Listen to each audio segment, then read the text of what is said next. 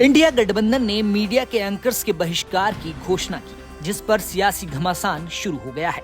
विपक्षी गठबंधन इंडिया की तरफ से जारी एंकर्स की इस लिस्ट में 14 पत्रकारों के नाम दिए गए हैं और इनके बहिष्कार का ऐलान किया गया है। इंडिया कोऑर्डिनेशन कमेटी की बैठक में फैसला लिया गया कि इन पत्रकारों या एंकर्स के शो में वो अपने प्रतिनिधि नहीं भेजेंगे। इस पर बीजेपी की तरफ से कड़ी प्रतिक्रिया आई है।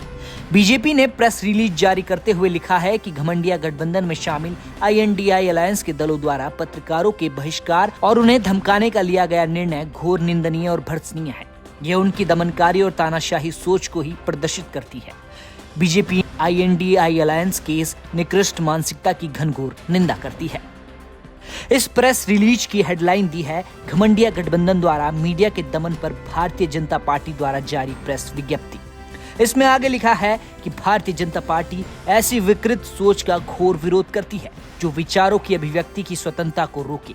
घमंडिया गठबंधन में शामिल दलों द्वारा पत्रकारों के बहिष्कार का दृष्टा से ऐलान उनकी इमरजेंसी वाली सोच को ही दर्शाता है।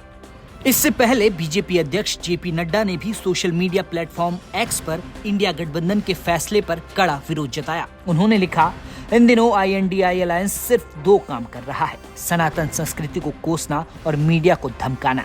इन पार्टियों में आपातकाल युग की मानसिकता जीवित है। एक दूसरे पोस्ट में उन्होंने लिखा कि कांग्रेस के इतिहास में मीडिया को धमकाने और अलग विचार रखने वालों को चुप कराने के कई उदाहरण हैं। पंडित नेहरू से लेकर सोनिया गांधी तक ऐसा कई बार हुआ है। इससे पहले कांग्रेस प्रवक्ता पवन खेड़ा ने इंडिया गठबंधन के फैसले पर क्या कहा, वो भी आप सुन लीजिए। कुछ चैनल्स पर नफरत का एक बाजार सजाया जाता है। पिछले 9 साल से लगातार चल रहा है। उस बाजार में अलग अलग पार्टीज के प्रवक्ता जाते हैं, कुछ विशेषज्ञ जाते हैं, कुछ विश्लेषक जाते हैं, लेकिन हम सब नफरत के उस बाजार में ग्राहक बनकर जाते हैं।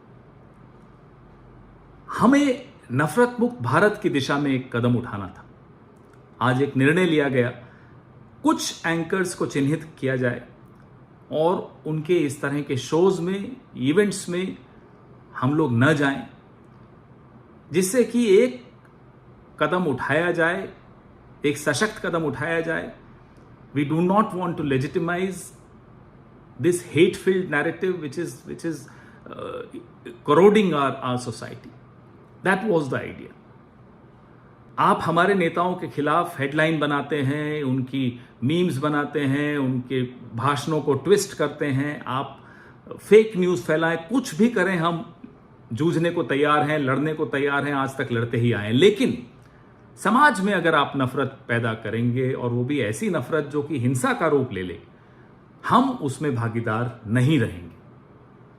बड़े भारी मन से निर्णय लिया गया।